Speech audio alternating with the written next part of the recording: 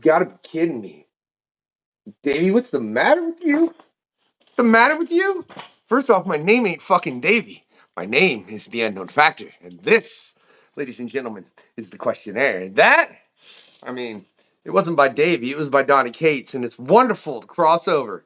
Yeah, from Image. I highly, highly recommend it. But that ain't what we're getting into today, ladies and gentlemen. Today, we're gonna get into it with Chris Sotomayor. Man, did I fuck up your last name?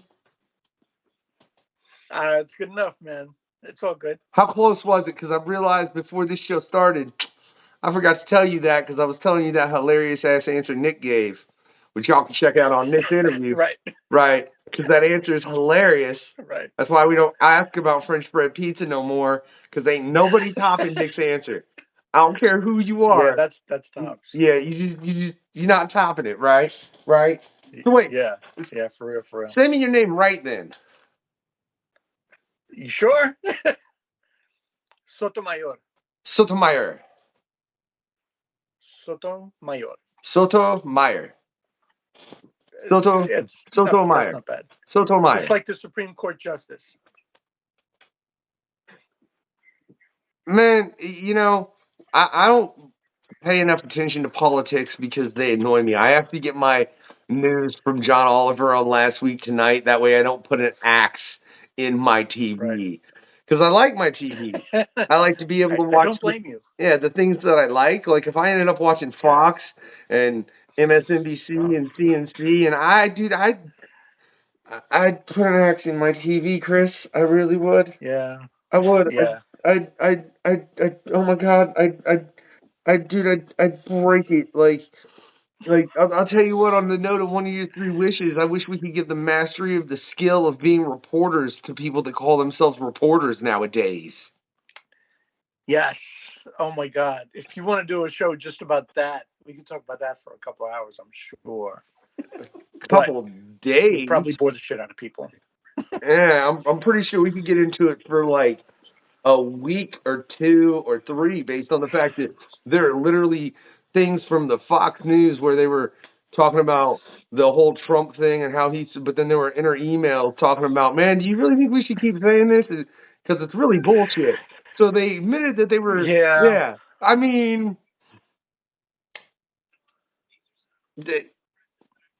oh, God, you're going to make me need a different can. We can't get into news like that. No, like getting in that one particular subject you don't like. Which, after I researched it, Jesus, I ain't a fan either, man. But hey, man, can I just say, again, firstly, thank you for coming on. And my pleasure. Dude, you've done some work, Chris. You've done some serious work. For a minute. Like, thanks. Just to look at the fact you've done 1,070. There's 1,070 works that you colored. 1,070. You color a lot, Chris. Yeah, I do. I got my start in editing, but I've quickly found my love for digital coloring. Well, for coloring in general, because I got my start doing guides back in the 90s. But yeah, color's my thing.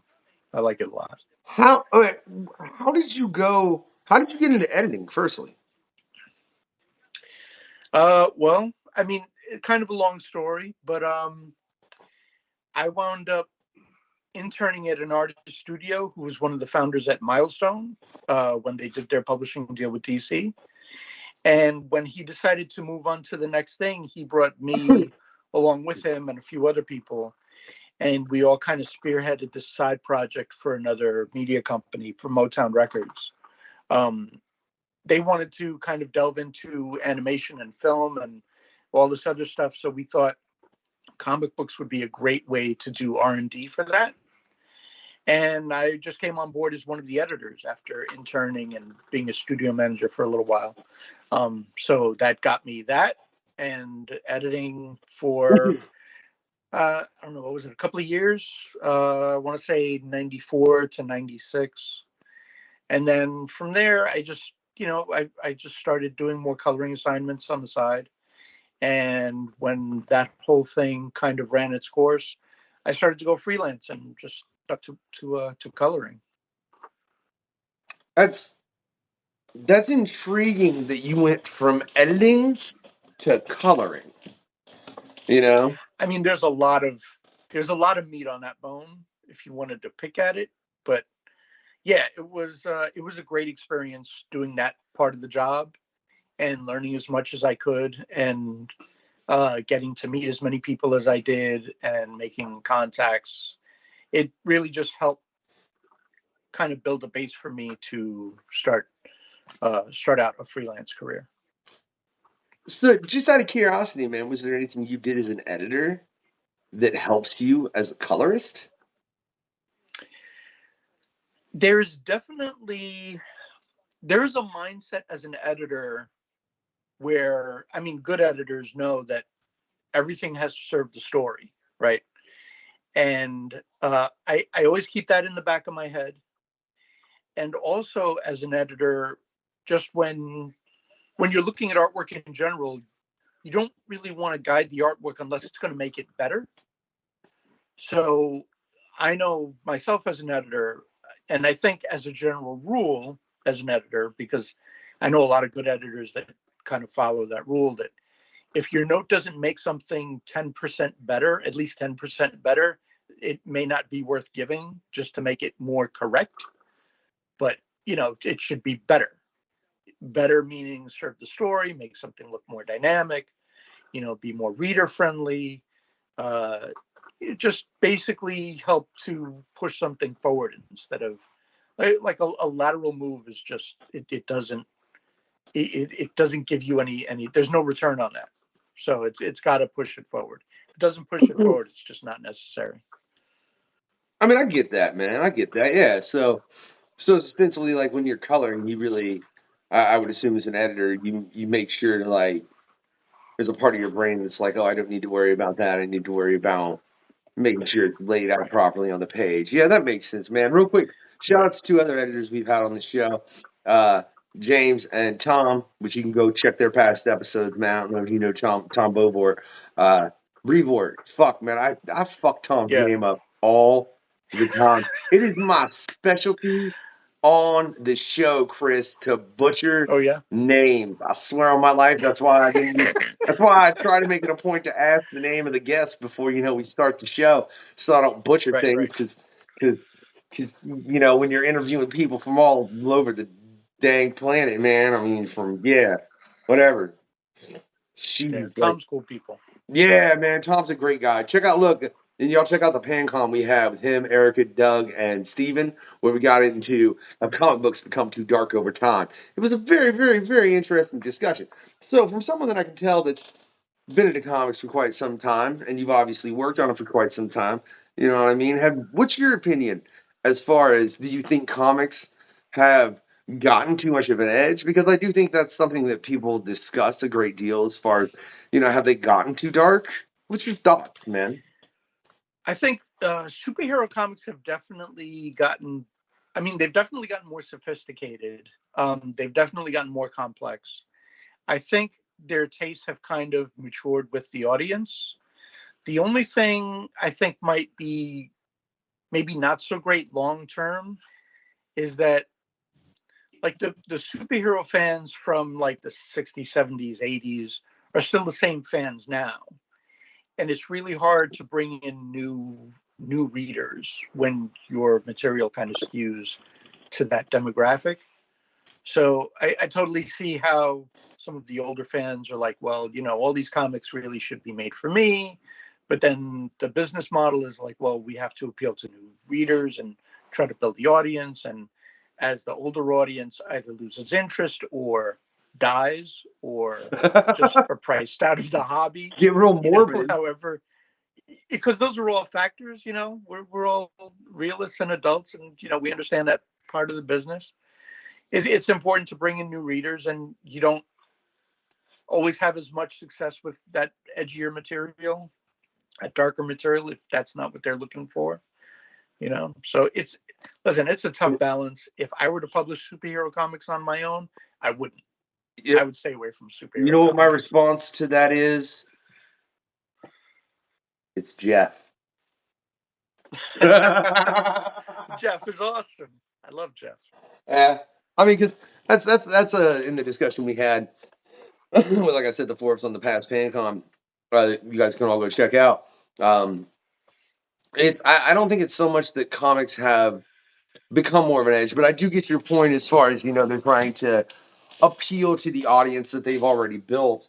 Um, but I think Yeah, if you look, man, there's a depth of there's a different depth of comics compared to like the '90s or even early 2000s. You know what I mean? sure, yeah, Yeah, from I mean, so many more comics get released on a weekly basis than did back then, which I think is right, another thing that affects sales that people don't think of. It's like, if you're a comic book collector, you have way more options than you used to. And those absolutely. options, yeah, they include everything. You know what I mean? Like there's literally Yeah, not a subject that aren't covered in comics in some capacity, from which is the sci-fi. beauty of the medium. Yeah, yeah. Yeah, Which I think that's something that people don't factor into. They don't factor into, not to play off my own name, as much as when they think of sales of comic books, especially when it comes to the big two. I think the big right, two have a lot been affected by a lot of the. I mean, I don't want to say smaller because Image is pretty damn big with everything they've done, and I mean, if they're it goes to like a lot of people have consumed Image medium and probably never read a comic book in their life because how many people watch The Walking Dead? You know what I mean? right, All right, right, and I guarantee there's a ton of those people that have never picked up a comic book in their entire life, and right, probably never will. right, but they've still consumed content that was created by Image. You know, right. so yeah, um, I think it's very interesting just how diverse comics have become. You know, Yeah, and I think that example of Jeff is kind of the perfect thing because it dips its toes into two different worlds, and there's some crossover appeal, and you don't have to be aware of like Jeff and Deadpool, let's say, like their time together in the Deadpool books to enjoy the character. Like you could enjoy it packaged as like a standalone graphic novel in a bookstore or what have you, or at a Scholastic book fair. but I do and I do think that's I don't know how well Marvel and even DC do as far as getting into Scholastic book fairs, but yeah, that particular comic, which I just happened to sit up in the background because I mean I more got that from my boy than anything, because it was something I could sit down and Right, read to him because it's just right, he likes reading and it's a cool little fun book. yeah, But I'm very much aware of Jeff, you know, because I am a right. huge Deadpool fan and have been Jesus, way longer than you could go buy his T-shirt in Walmart. I'll tell you that, which still blows my freaking mind a little that I can walk into Walmart. It's like that's a Deadpool T-shirt over there. Yep.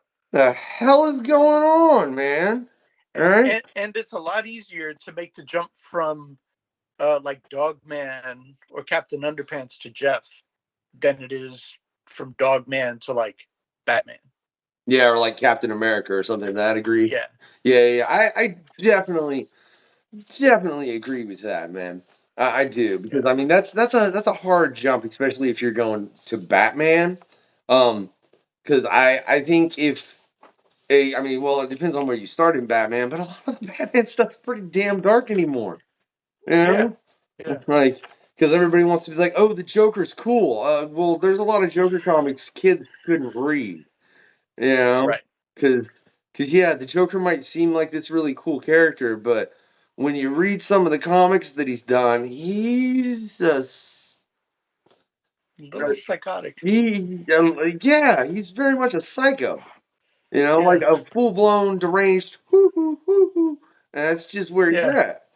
Um, and yeah. I wonder if I wonder if that has anything to do with as far as um even parents allowing their kids to get comic books. You think that has an effect as far as like maybe they see certain things and they don't exactly know what to get them because this is something that we've spoken on in this month in comics with Dave from Comic Book University, Right. where even the industry itself is like if you want to jump into one of the big two, and you don't have a knowledge base, it can be kind of like I like that X-Men film. I want to go pick up an X-Men book. Right. Where do you tell But what somebody do to you start pick reading up? X-Men? Yeah. Like, where do you start? Where do you, as a casual reader, start? Where do you, as a parent, start with your kid? How do you even go buy a comic as a parent with a kid, taking them somewhere to buy a comic? Like, how do you know where to go?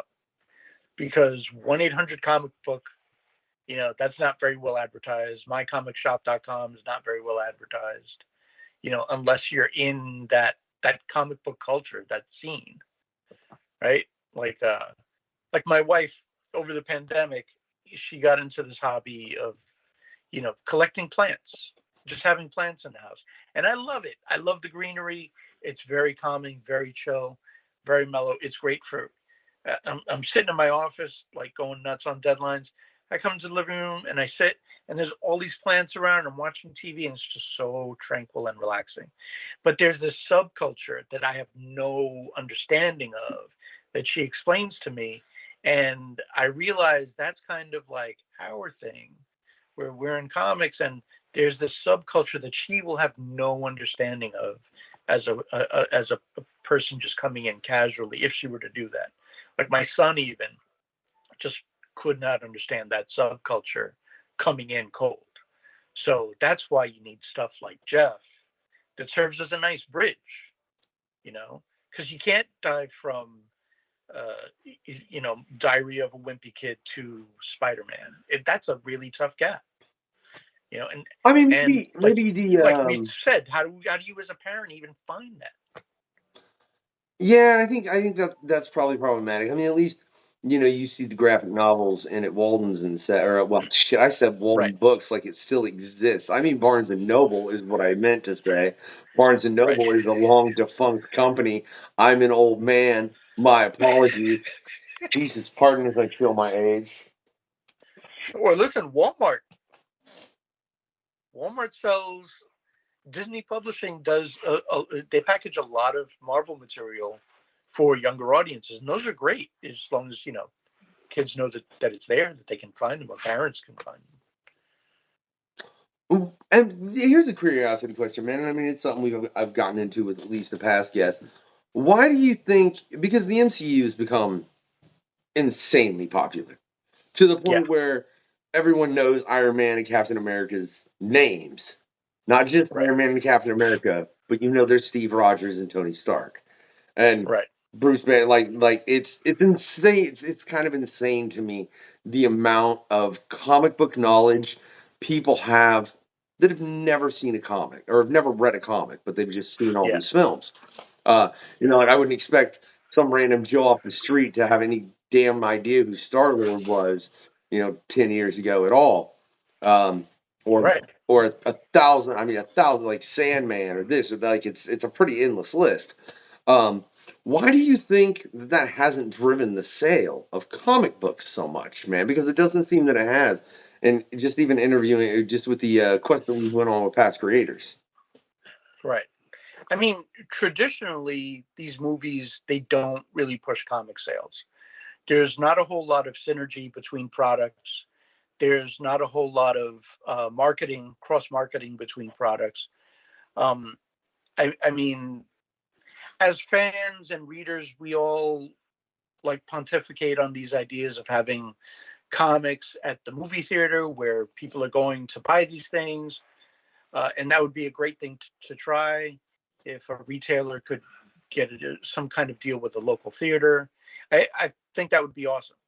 That's going to be a case by case basis, though, and not a big, wide, like, because you would need like a comic store chain to go in with like AMC theaters and work out some kind of giant deal, and or a distributor, like if Disney decided to do that, and then what's the return for Disney, and then it gets really kind of in the weeds with like returns on investment and all that business stuff.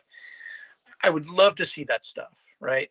I would love to see like a retailer have like a bookmobile for comics and just park it outside the theater. I think that'd be great. There are a lot of things like that in that kind of vein that I think could help push comic sales a little bit, but I don't think that the same fans who want to consume these movies are necessarily the same fans who want to read these adventures of these heroes that are almost the ones that they see in the theaters, right? Because I think at the time of the first Captain America movie, I think Bucky Barnes was still Cap, or they were I transitioning away from that or I something. believe you're right. I believe when the first Cap film, I think it was Bucky. I'm not absolutely positive on that because I know it wasn't Sam Wilson yet. Like I know it wasn't the Falcon yet. Right, right, Because I mean it wasn't the Falcon until I think they were. I mean they were a little past the Winter Soldier, I believe, before it turned into the Falcon. Or it might have been right around the right, time of the Winter Soldier. But yeah, it was. It wasn't. It wasn't during the first. Yeah, I know it wasn't because they killed Cap off right. in what the end of Civil War. Yeah, Yeah, yeah, they killed Cap off at the end of Civil War, and that's when Bucky had picked up the shield for that time frame. And yeah, right, with the way that dropped, yeah, you're right. So yeah, technically that would have been weird. Hey, go pick up a Captain America comic book you lock into your comic book store. Who's this dude with the metal arm? right. It's not the same character. Or the Thor movie came out, and I think Loki in the comics was a female at the time. Um, during the Straczynski run, and the books were great. They looked gorgeous. They read beautifully, but they weren't the characters necessarily in the movies. So it's really hard to make that kind of connection. Or when Jane Foster took over as Thor, and I think the second Thor movie came out, or the third movie Thor movie came out. So you have Thor, Odinson in the films, but Jane is Thor in the comics. That's synergy, and I don't think one should dictate to the other No. what their storylines should be. Like it should be different. And Well, and for me, go ahead. what I've actually heard in regards to that is the the the actual comic books, the Marvel universe itself, they apparently, from what I've read a couple places, and I can't remember who quoted this, but it was somebody really high up at Marvel. They'd said they try to keep about 10 years ahead of the films. You know what I Right, mean? Storyline wise, that way for the MCU, they have these stories to work off of. Because if they were coinciding with one another, um, it would Game be of really, Thrones. yeah, it would just be really hard for I mean, then you ostensibly then have no inspiration for the next film, Right, you know? right, yeah. I mean, luckily, there's a lot of material to mine in the comics to adapt to the movies. But it's hard to make that connection sometimes. And when there's such a discrepancy in the characters, I know some people would be a little confused, and casual readers coming in. Listen, it's really tough to keep all these plates spinning. It's tough to keep everyone satisfied. The older audience wants things to move forward in a certain way, and the newer audience coming in, they want to come in too. But They want to be able to pick up, and sometimes they can't.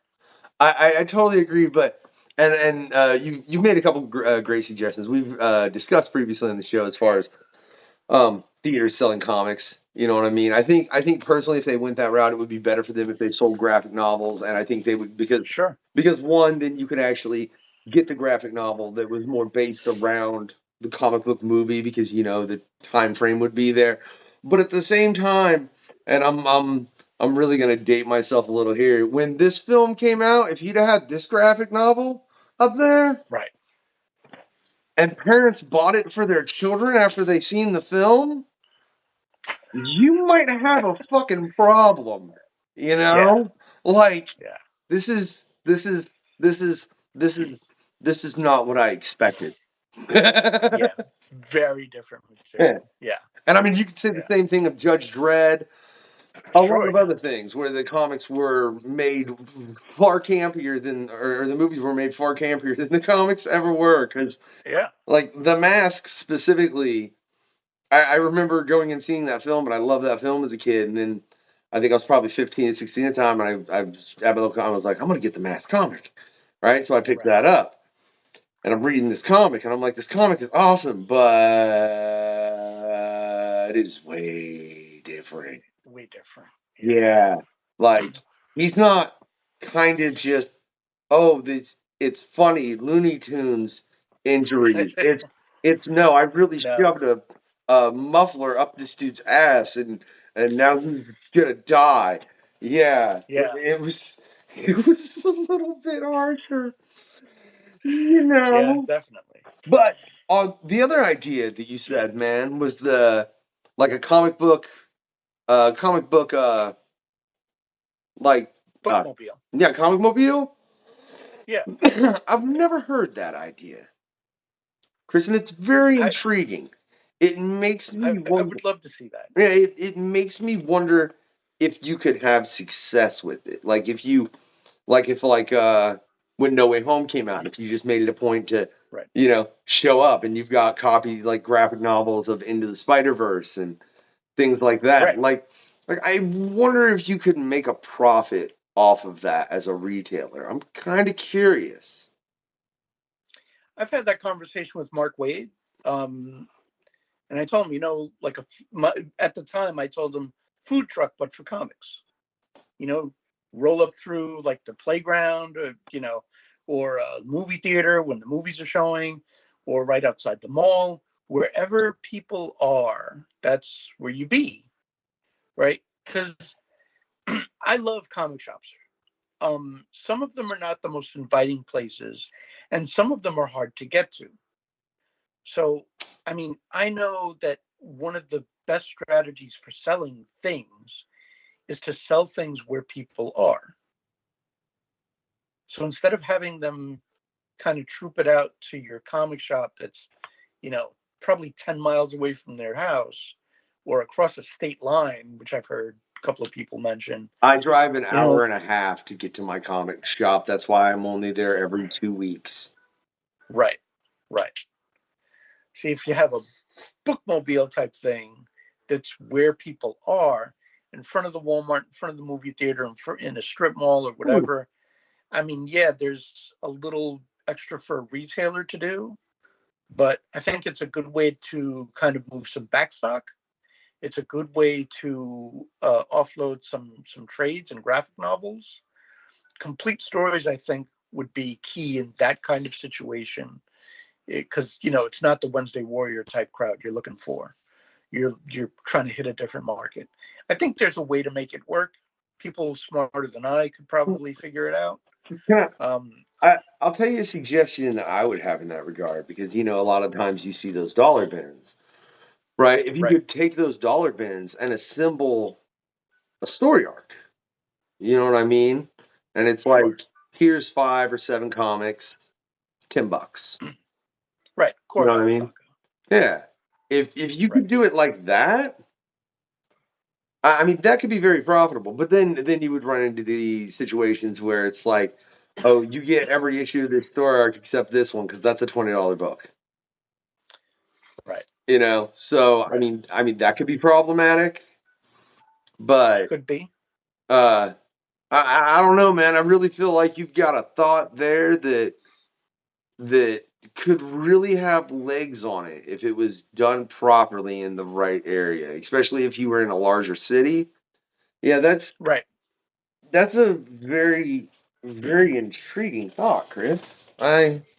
Huh, and something in I used to co-manage a comic retailer back in the early '90s. okay, okay. Yeah, Yeah.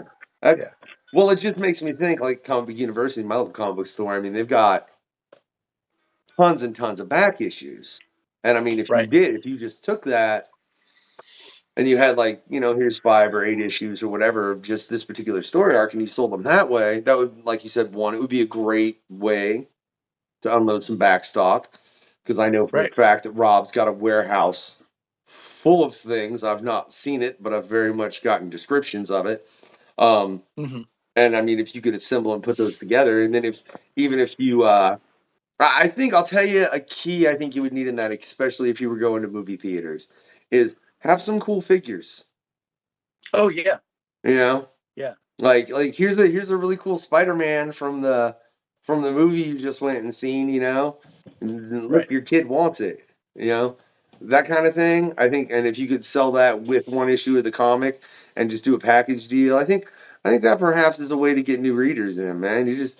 Yeah, I love the Yeah. idea of more people reading, period, because get the fuck off your phones as I sit here on mine and conduct this interview, but that's neither here nor there. Um, Whatever. I just got done Right. reading a couple books myself, you know what I'm saying? Plus, I'm actually in the middle of two books and, you know, whatever. All Mm. right. Uh, but I mean, I do think it's important. I think it's something that we're getting away from. And I mean, first thing I want to point out, I think, like, regardless of how you read, too, whether you're reading, if you're reading comics on your phone or a book or whatever, that's fine. But, don't just be watching a bunch of 2-minute videos because it's not good for your brain. You Right. know? I mean, that's not Yeah. me saying that. That's Harvard saying that.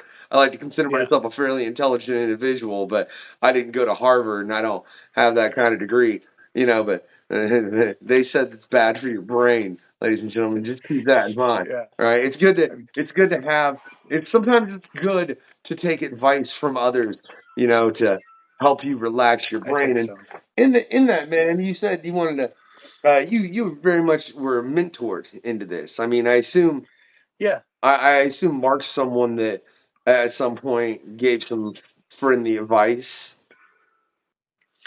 I listen. I had a lot of great advice from a lot of different people coming up. Um, Dennis Cowan was instrumental in my ability to have a career. He introduced me to Michael Davis, who was he and Michael were both founders of Milestone, and that kind of snowballed everything for me. That was a huge launching point for me. Um, and I try to give that back too. Uh, I do my best to help upcoming artists as much as I can, colorists, pencilers, inkers, and I try to stay connected to all these, like even my past students in my classes, because I teach art classes, coloring classes. I try to stay in touch with as many of them as I can, And and try to help them real along. quick, not to interrupt you, Chris, but there's going to be Yeah, links in the description as far as to find awesome. everything that Chris is talking about as far as his classes. You're probably going to be able to find his Twitter, all kinds of goodness to find out all this information because I know you can find those classes from him if y'all are Yeah, interested in that. Go ahead and continue. I just wanted to make sure they yeah, knew there were links. yeah. No, that's great. But yeah, I think mentorship is really important. I mean, it's definitely evolved since like when I was coming up back in the '90s. But I think mentorship is important because it helps build community. It's good to have a sounding board to figure stuff out. It's definitely good to have that kind of energy around you too, because I mean, growing up, I always wanted to surround myself with the kinds of people who I thought would help me get to the next thing, right? People who would help elevate me. Um, and I think mentorship is a very important part of that, right? Just for your development, your focus, your drive.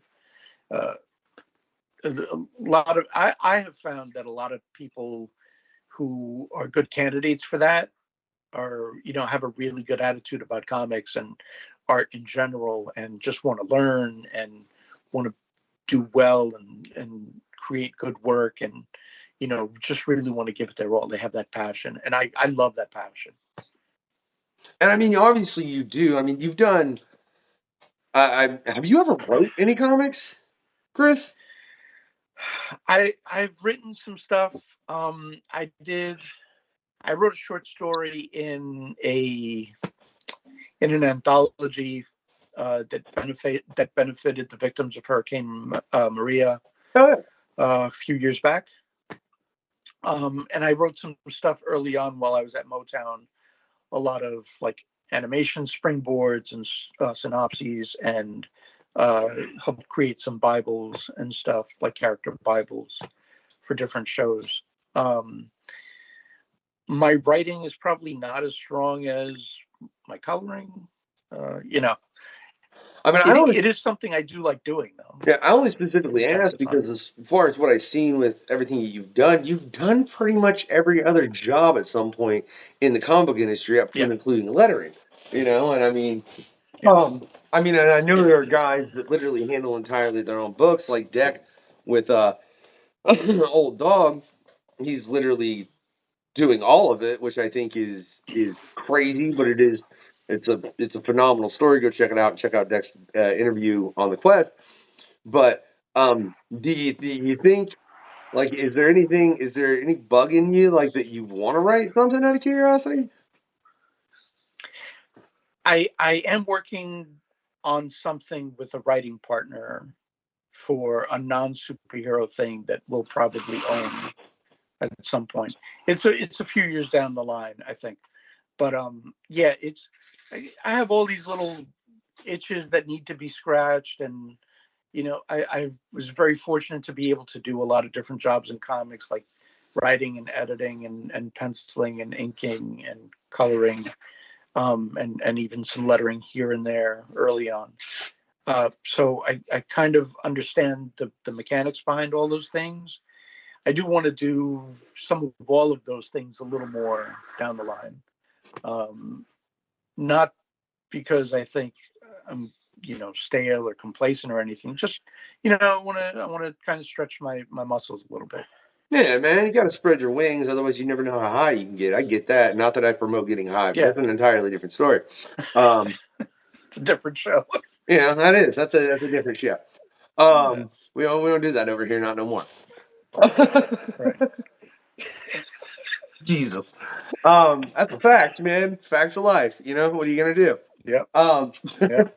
I'm curious though, man. Out of everything you've done, what's your favorite thing to do? Like, if someone said, "I have a comic for you," you get one job on it.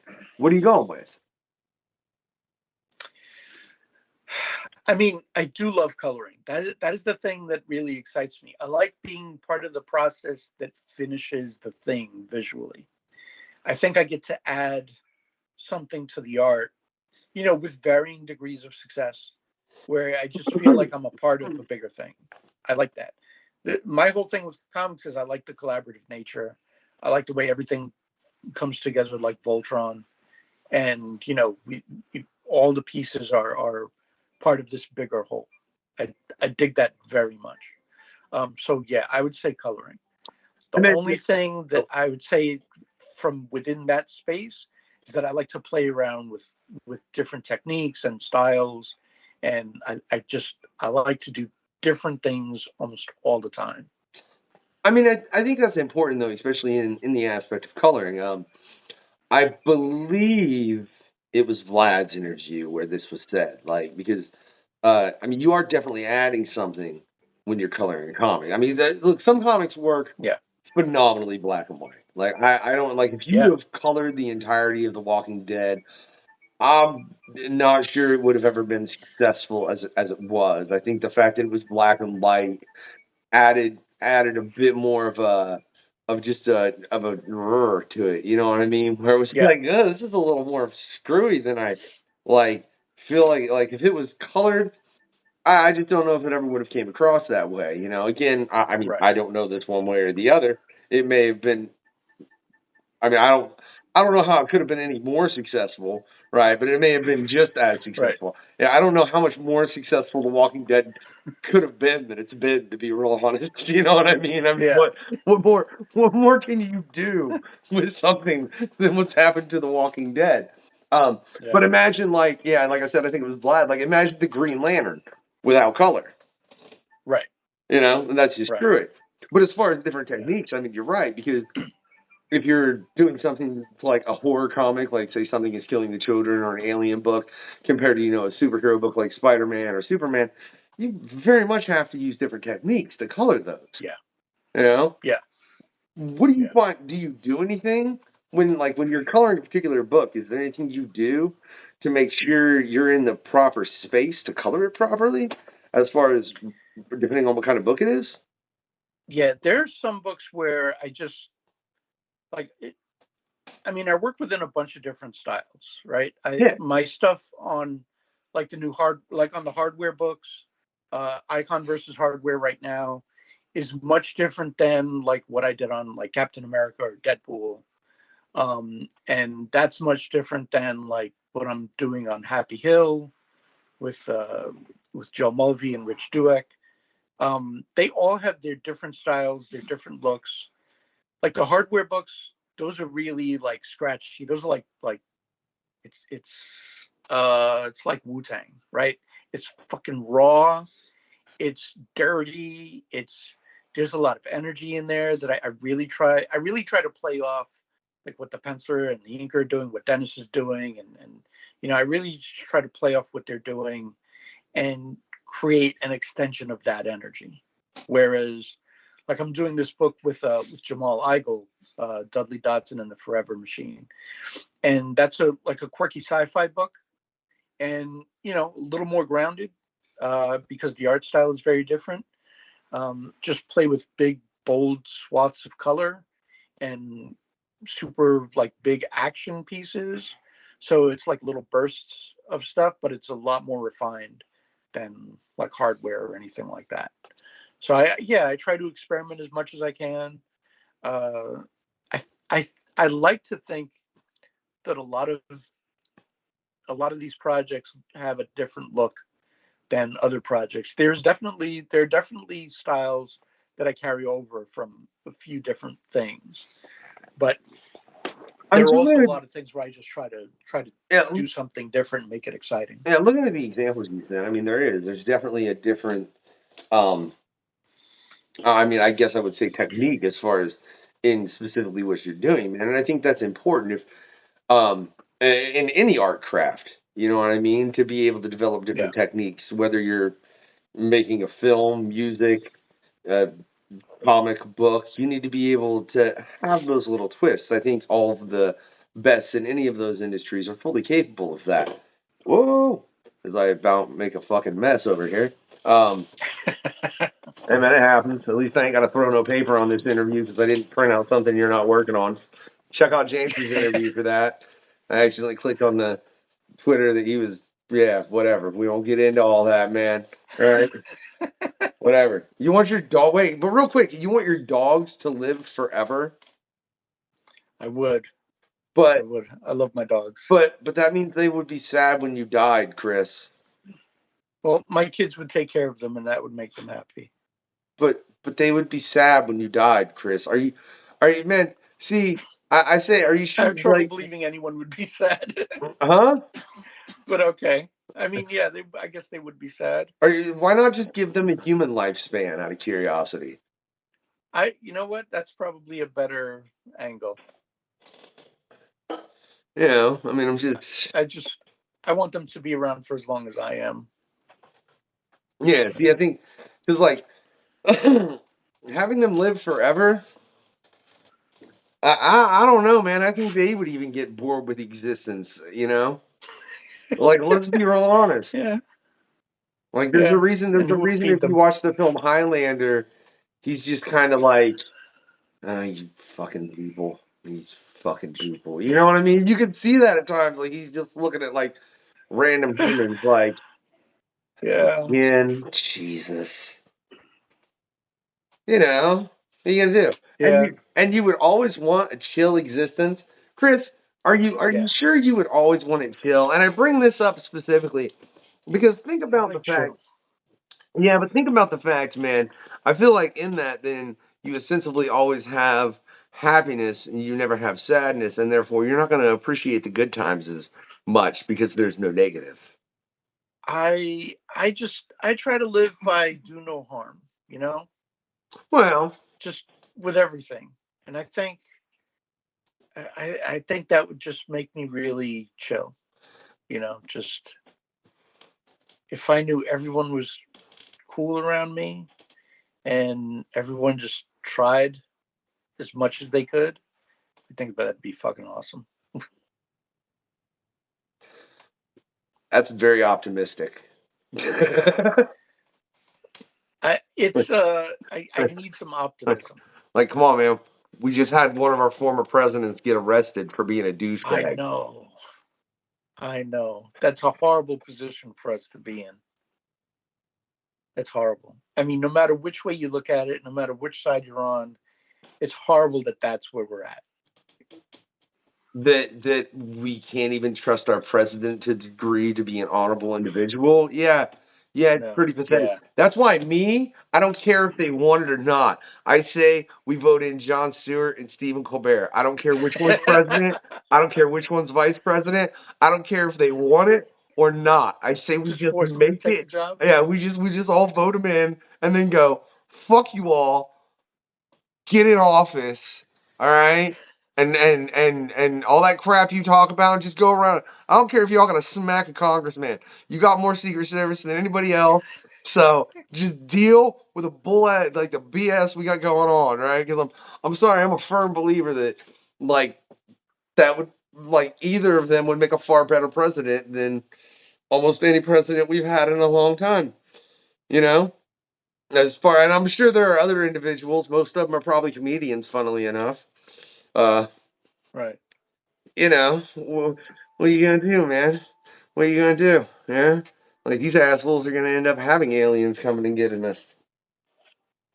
Either that, or having them looking at us and being like, "I want nothing to do with this planet. What is Yeah. bloody well wrong with these people, dude?" I do love your choice in films, Chris. Thank you. Those are literally two of my favorite films of all time. Have you read the Silence of the Lamb books? Like, have you read the Hannibal books, the series? Yeah, I read them when they first came out. Um, yeah, and they left quite an impression on me. I do love those books. And the movies, I mean, I love the first movie. The other movies are fine, but that first movie really does it for me. Have you read? I'm curious. Man, why'd you gotta freeze up on me, Chris? I don't know, man. I'm on my end. I'm just black. I don't know if the camera just went out or what. Whoa, hold on. Am I losing you totally? Are you coming back? What happened? No, This I'm here. this I think started at I'm the here. beginning of the interview. All right. Here's what we're gonna do. We're gonna take a brief pause, ladies and gentlemen, and we're gonna fix this. All right. All We right, good? and we're back. All right. Yeah, Cool. yeah, we're back. Yeah, we got all that good, right? Um, Yep. we was just getting into a couple of Chris's favorite films, man. Like I said, I highly appreciated the Hannibal series, man. Did you Yeah. read Hannibal Rising? I'm curious. No, that one I didn't read. No. Did you see the movie? Yes. Okay, Yes. I just, I'm gonna I have to recommend the book, Chris. Okay. The book is, in the case of most books, let's be real frank, as far as like that's just the way things work. But the book, mm, Okay. yeah, it's I'll have to check that book out. it's Yeah. it's it's it's very very nice, very nice, man. I mean, Yeah. other That Hannibal book made me afraid of pigs. it's it yeah, and that's like the books always I took it don't farther, trust a pig. and it was just it was the interesting thing about the Hannibal Rising book was it made me, yeah. I mean, you always were kind of sympathetic towards the character of Hannibal Lecter. Like you kind of looked at him and it's like, Yeah. well, he's not that bad of a guy. I mean, he just eats people, you know. It's like Right. it's like fucking Plush from Doug Wagner. It's like, oh, these furries aren't so bad. They just eat people occasionally, you know. Right. Like, Hannibal was kind of the same way. He was just way more uppity about it as opposed to the characters in Plush. They're just kind of crazy and out there and a little goofy and Yeah. being who they are. But still a Yeah. great comic. I highly recommend Plush by Doug Wagner and Daniel Hillard for anybody out there that wants a comic they can just pick up and just grab and read. I think there's going to be a total of 6 issues, I believe. It might be a little more. I might be wrong. I know I just read issue 5. They're phenomenal. but That's good. yeah, We need more of that in comics. Yeah. they're oh, dude. If you want something for real, Chris, that's a little out there, but will make you feel for cannibals once again, just like you did Hannibal Lecter. Hmm. Plush is the one, man. Plush is the I'm gonna one. check that out. Yeah. Yeah. But then your other film, man, another like really Alien. Yeah. But I gotta I love ask, that movie. what's better, Alien or Aliens? You know, they're very different movies. One's an action spectacle, and one is just a horror movie. And I really dig that horror aspect, man, because it comes out of you. It comes out of left field. You know, you're on the ship and some stuff is going down. Then all of a sudden, blah, this alien comes out and things just go bonkers. You know, that surprise element, I think, really that did it. Yeah, I think the first one edges it out just by a little bit. That's I don't know if I could ever tell you which one of those I liked more, but I do think I agree it has to do with the fact that they're such different films. You know what I mean? As Yeah, far as one of them's is very much a horror film, and in my opinion, probably the best sci-fi horror film that exists. Um, I don't know that I can think of a better one. Um, and then the other one is one of the greatest action sci-fi flicks that exist. You know, like yeah, just period. Shout out to Deck, who's getting ready to write the current Alien a comic that's dropping from Marvel and Fox. Check out his past interview. We get all into some alien shit, man. Like nice. it gets deep into the lore of aliens because, like, I'm curious, man. Do you think it's a little rapey? A little bit. Yeah, a little bit. Yeah. Yeah, yeah, I yeah. I mean, is it the I whole? mean, yeah. There's a lot of undertones with those creatures in those movies. Yeah, And yeah. hey, and also I have to say, yes, a Winter Soldier is always an acceptable answer. I've actually had a couple past guests answer that exact film as far as Yeah, living up to the comic book man. Why did you yeah. why did you phrase that like is Winter Soldier still an acceptable answer? Like what was your phrasing on that about, bro? I need to know. There've been so many good comic book movies. I feel the Winter Soldier is like the perfect one because it gives me that sense of it's like a Jim Steranko kind of spy thing, but also a Jack Kirby bombast. That elevator, man, that elevator scene, that's pure Jack Kirby. But it's also very Ed Brubaker, Steve Epting at the same time. It covers all these really great Captain America runs in this one movie, right? It makes me feel all those things, and I really dig it that it's an espionage thriller, and it's like it's these characters that I love. You know, it's the perfect mix of everything for me. But you know, I know some people really like the Spider-Man movies. That's awesome. I love them too, and the Batman movies, and I love those too. And you know, everyone's got their favorite thing. I really think that's the one that's like the top. And it's tough when you have that movie and also the original Superman movie exists because that movie just filled me with all this wonder and excitement. But it's kind of like, you know, what's the best movie? You don't count The Godfather, but you know it's there. You know it's always in the ranking, but you kind of just leave it because it's just always going to be there. It's kind of understood.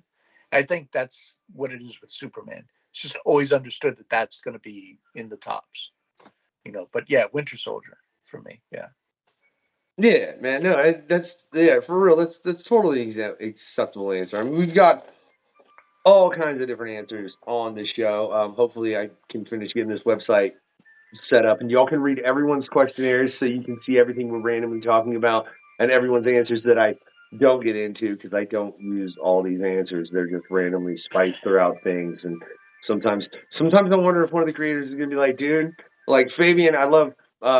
What's your least favorite or what's your most favorite part of this job? Hoping this questionnaire will end.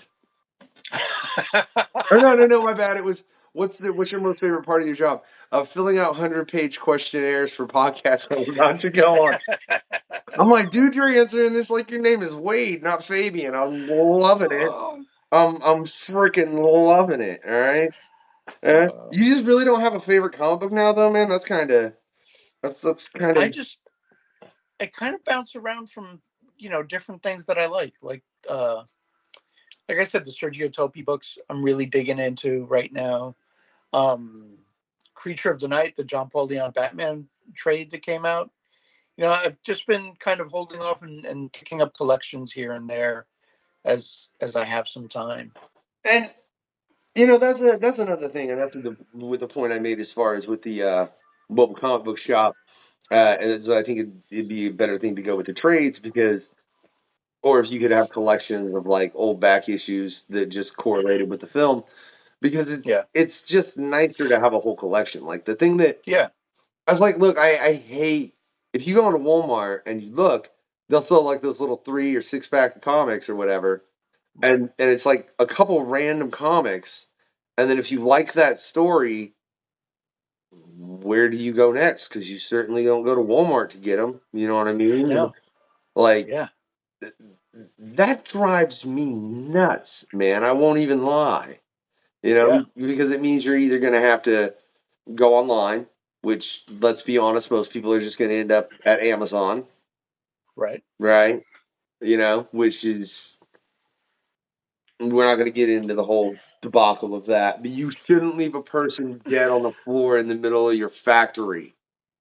Yeah, We'll just say that and absolutely. move on. Um, Yeah, because I mean, most people aren't going to end up at their local comic book shop because they may not even, like you said, have any idea where their local comic book shop is, or even if they right. have one in their town, it could be a chunk of distance away to get. I mean, I might have a comic book shop a little closer than an hour and a half if I actually looked, but Mhm. that's my comic book shop. You know what I mean? Right. And Yeah, then I'm just that's just where I go. You know, and I yeah, doubt anybody's going to go directly looking for. Yeah, it's just I just man, I wish there was a better way business wise to push that. I really yeah. like your mobile idea, Chris. I Thanks. I think that's the best way to help get new readers out there. Like, because it makes me wonder. But at the same time, I think the problem in that a lot would be the cover price. Right. You know? Yeah, it's you get sticker shock having to plunk down 10, $20 for a trade, or I think that's why I think like overstock of stuff that the shop already has that like they would put on discount anyway. I think it'd be a good way to move that product first or in addition to the other stuff. You know, like one-off complete stories. Marvel was doing these digest-sized Marvel Adventures books for a while, with Spider-Man, Fantastic Four, Avengers, Iron Man. Those characters. I think those are perfect for something like a comic book, like a mobile comic book shop. You know, it's a good audience for that book, for That's those things, just for those products. that's literally yeah. Because I don't think you could go and well, you know, be selling these bad boys out of the mobile Right. comic shop. That Yeah. one's that one, Exactly. yeah. It's Yeah. not going to sell when it's this big. No. Yeah, No. That's tough. this is something the That's a deaf tough woman sell. gets. Yeah. Yeah, so I get your point in that, man, because it is you do very much get that sticker shock because I remember how when comics were $1.25 a piece, and that was pretty much the standard price, and now Yeah. $4 is a pretty standard price for an issue, which right here, man, right here. What do you think we could do as Yeah. far as like if you think there's something possible to make it to where the sticker price would become lower? Because I would think the main thing that would accomplish that would just be selling more in mass as far as being able to get the numbers they had in the 90s as opposed to that numbers that are more typical now. Um, am I right in that, or do you think I'm just blowing smoke out my ass? I think I think the only way to find a way to get to a price point where you're looking at like $2 or something would be to repackage older material. Like Marvel Tales was for a while, where they were reprinting stories. Yeah, Things like that, and where they're not paying for new talent or new lettering or anything like that. It's just repackaging material in like maybe two issues in like a two-in-one thing.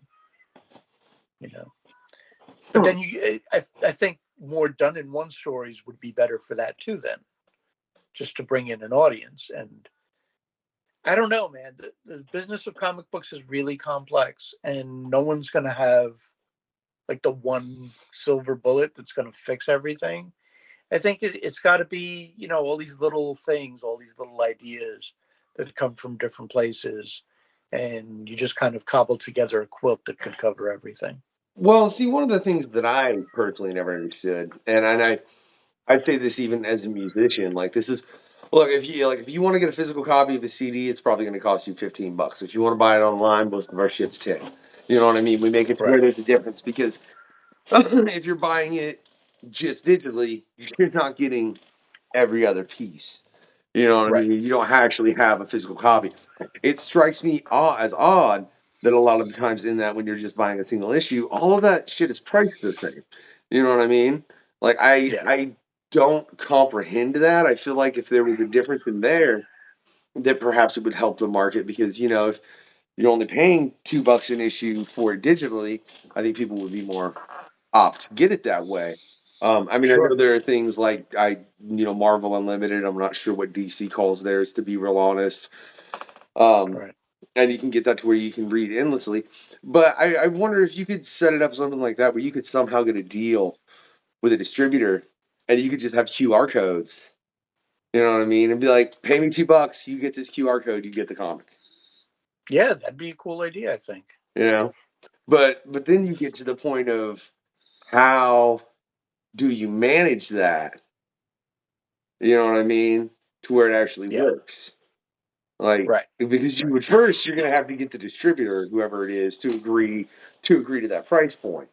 Which Right. I think that's gonna be your biggest stickler point.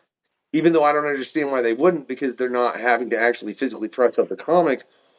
Why would they not want to sell it cheaper? It's not like you're expanding or expending the paper and the ink and Right. everything to even make it. I Right.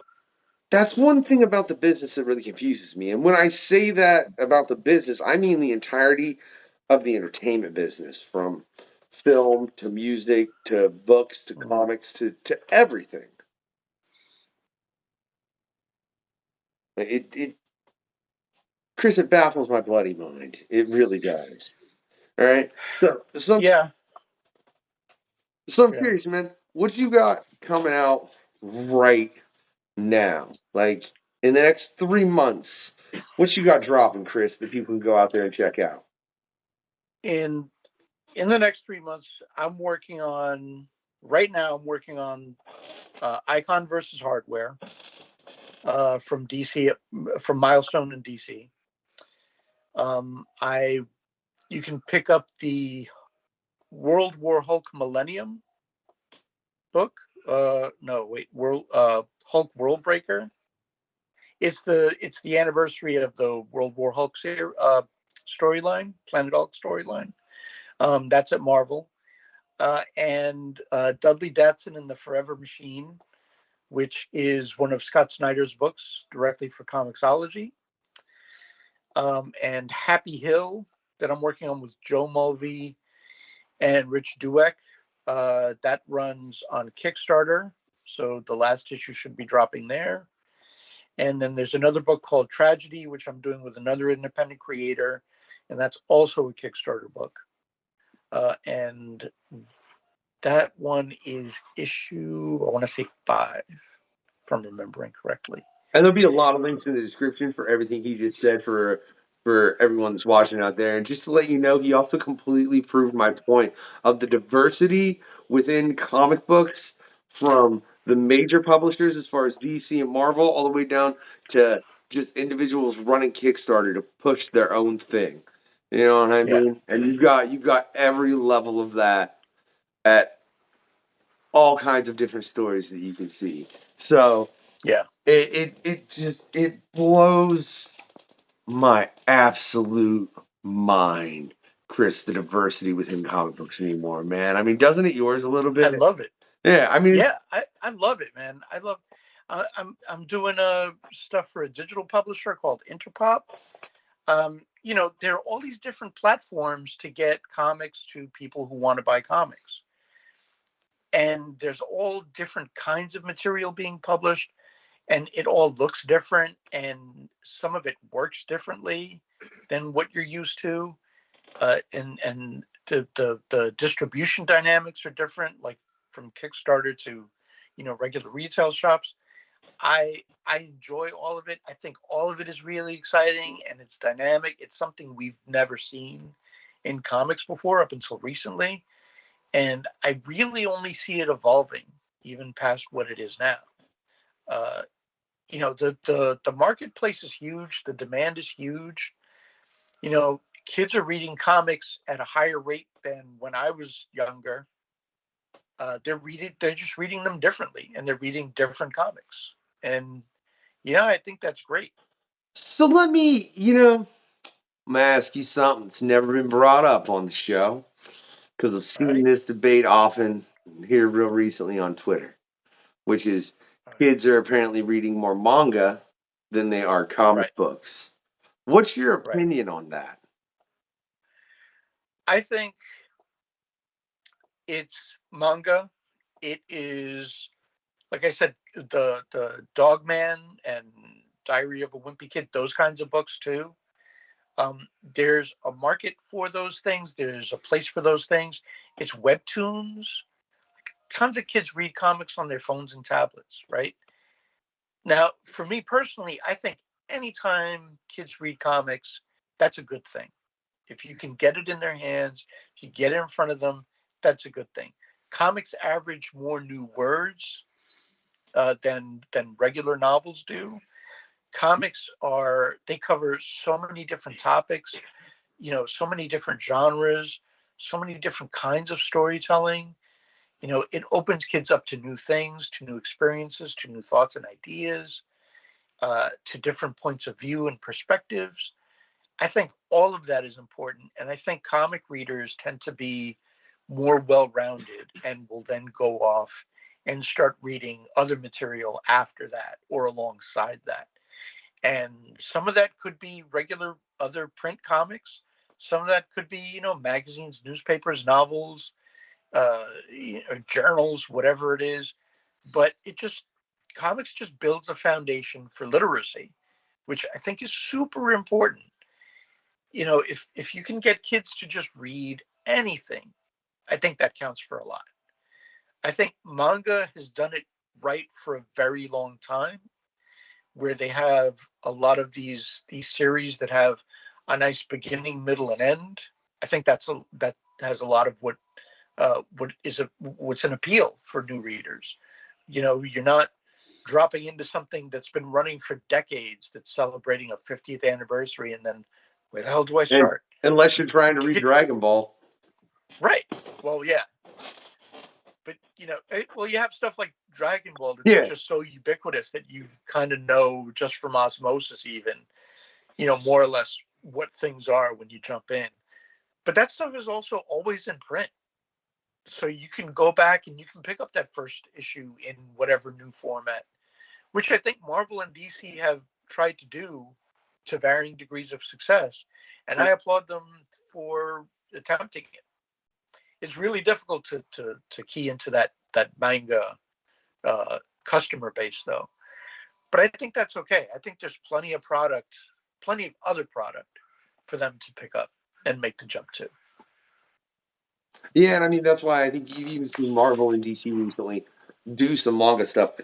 My personal opinion in that is, manga is the word for comic book in Japanese. So what's the argument, Yeah, really? Like, yeah, aren't they both just comic books? Why do we even differentiate them? Why? Because you read one the opposite way, and it's typically not colored. I right. don't under. As far as I'm concerned, they're both comics. I Yeah, don't see what the argument is. I think the only reason people are like, because like you said, it promotes literacy. There's a reason I consider my greatest influence as an MC to be Stan Lee. Personally, I only just say that particular individual because he's the proprietor, him and Jack Kirby of the Marvel Universe.